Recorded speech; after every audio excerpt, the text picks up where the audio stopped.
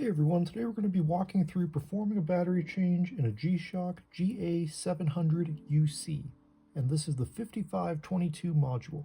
Let's jump right into it. To perform this battery change, all we're going to need is a small Phillips head screwdriver, ideally metal tweezers, but if you don't have metal tweezers, you can just use a metal paper clip, and our replacement battery, which is going to be a CR2016. Before we begin, I wanted to quickly note you do not have to remove the straps in order to perform this battery change, but I'm going to take them off just so you guys can see what I'm doing a little bit easier. Alright, so getting started, the first thing we're going to want to do is flip our watch over and remove these 4 Phillips head screws and set them aside for later.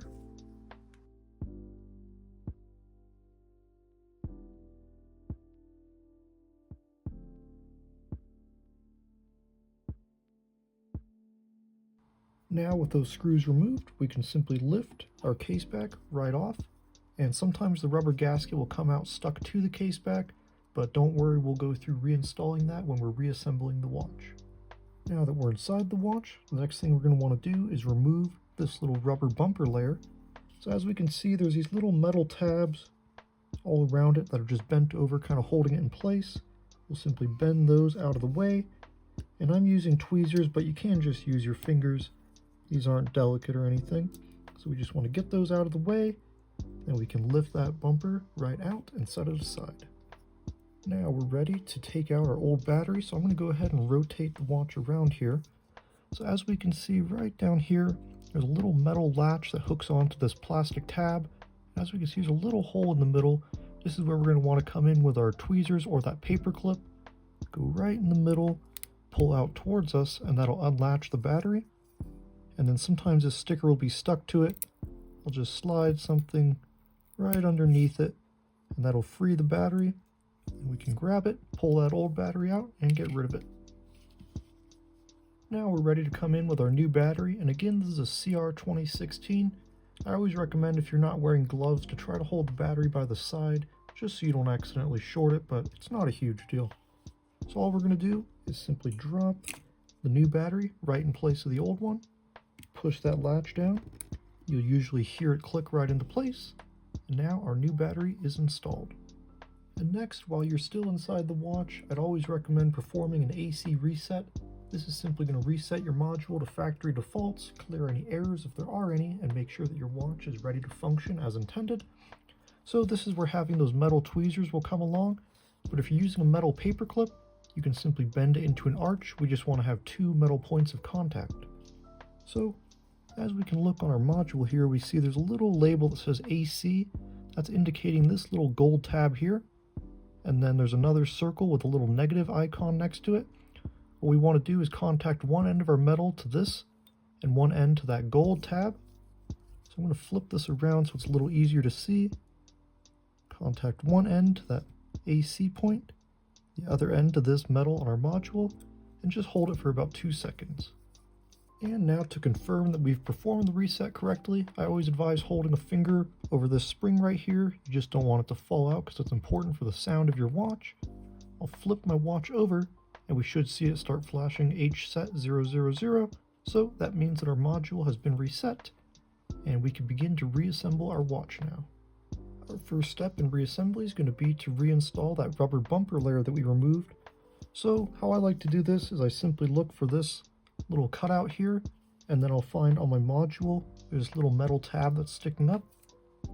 I'll drop that right in place, making sure that tab is sticking up through that cutout, and then we'll also see this spring over here has its own little circle that it pops through. So we'll drop that right in place and then simply bend those tabs over it, and they won't go super far over. It's kind of just a preventative thing just so it doesn't slip around. Now our rubber layer is reinstalled, and next, just in case yours came out, we're going to go through reinstalling that gasket. So I'm going to rotate the watch around here, that way the bottom is properly oriented. So as we can see, there's a little groove in the back of our watch here. We simply want to match the shape. As we can see, the bottom of our gasket is flat, and there's a flat end in our groove here. So we're just going to drop it right in place. And then I like to make some fine adjustments if needed. We just want to make sure that gasket is perfectly seated in the groove. That way it'll maintain a watertight seal for us. And now we're ready to reinstall our case back. So we just want to remember that the bottom portion of that gasket there indicates the lower portion of our watch. So we just want to make sure that our G Shock and Casio logos are properly oriented. We're going to simply drop it right in the groove there. You'll kind of feel it slip in between these two plastic parts. Now we're just going to drop our 4 screws in and snug them up. What I typically will do is just hold my thumb on that case back so it doesn't slide around, drop my 4 screws in, just get them started, and now we just need to snug them up. And remember, they don't need to be super tight, just nice and snug. So I'm going to finish doing these and reinstall my straps, and I'll meet you guys at the last step.